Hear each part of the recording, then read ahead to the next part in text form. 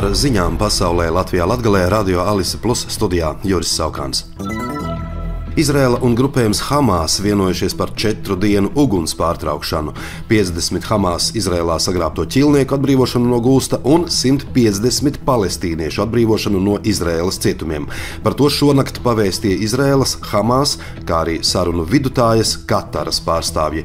Pauzes sākuma laiks tikšot izziņots tuvāko 24 stundu laikā, un tā ilgs 4 dienas un var tikt pagarināta. Vienošanās arī paredz liela skaita humano konvoju un palīdzības kravu iebraukšanu Gazas joslā. Kongo galvaspilsētā Brazavilā, izceļoties Burzmai armijas rekrutēšanas pasākuma laikā, gāja bojā vismaz 31 cilvēks. Par pirmdienas vakarā notikušo traģēdiju, kad vairāki tūkstoši jauniešu mēģināja iekļūt par vārtiem Mišela Dornano stadionā, cerot uz 1500 vakantajām karavīru vietām, ir sākta izmeklēšana. Burzmā bojā gājušie tika sabradāti līdz nāvei. Daudzi no 145 ievainotajiem ir nopietnā stāvoklī. Armija televīzijā paziņoja, ka rekrutēšana uz nenoteiktu laiku ir apturēta.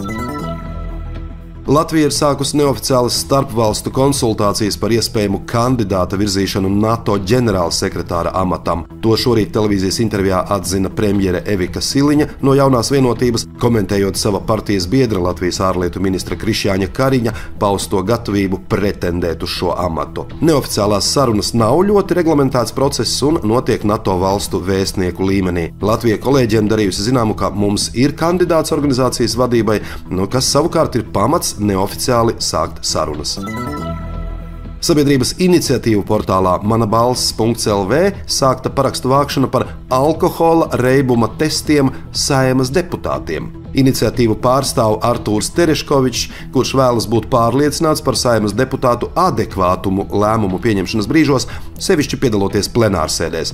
Tāpat iniciatīvas autors vēlas mazināt risku, ka likumdošana Latvijā ir no alkohola atkarīgu cilvēku rokās. Publiskai apspriešanai nodots Augšdaugavas industriālā parka detālu plānojums, gan lokāla plānojuma redakcija Līksnes pagastā, gan lokāla plānojuma stratēģiskās ietekmes uz vidi novērtējuma ietvaros izstrādātais vides pārskata projekts. Lokāla plānojuma izstrādes mērķis ir nodrošināt priekšnoteikumus perspektīvā Augšdaugavas industriālā parka attīstībai. Publiskā apspriešana norisināsies līdz 19. decembrim. Jēkabpils agrobiznesa koledža no nākamā gada tiks reorganizēta par Jēkabpils tehnoloģiju tehnikumu, tā vakar nolēma valdība. Izskatot koledžas īstenotās izglītības programmas, Izglītības un zinātnes ministrija konstatējusi, ka tā īsteno profesionālās vidējās izglītības programmas, kas atbilst tehnikumu darbības mērķiem. Arī koledžas padome izteikusi atbalstu koledžas pārveidē par tehnikumu kā spēcīgu profesionālās vidējās izglītības iestādi. Šodien Daugavpils Novadpētniecības un mākslas muzejā notiek zinātniskā konference Latgales māksla.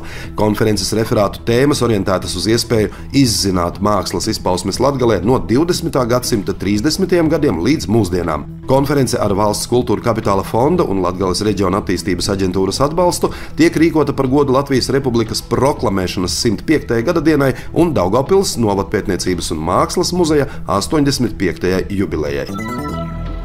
Iestājoties augstam laikam, dažviet Latvijas austrumu daļā jau atklāta zemledus makšķerēšanas sezona. Pirmie uz mazajiem ezeriņiem un dīķiem esot kāpuši bļitkotāji Alūksnes pusē.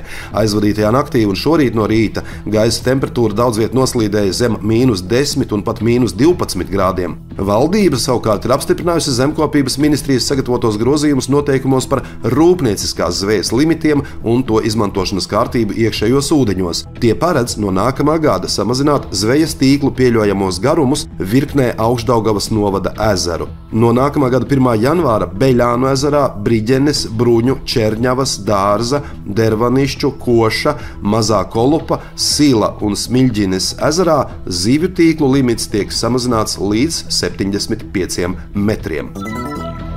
Ar ziņām studijā bija Juris Saukāns. Par ziņu raidījumu Ziņas bez robežām pasaulē Latvijā Latgalē saturu atbildsijā Alise Plus. Projektu finansē Mediju atbalsta fonds no Latvijas valsts budžeta līdzekļiem.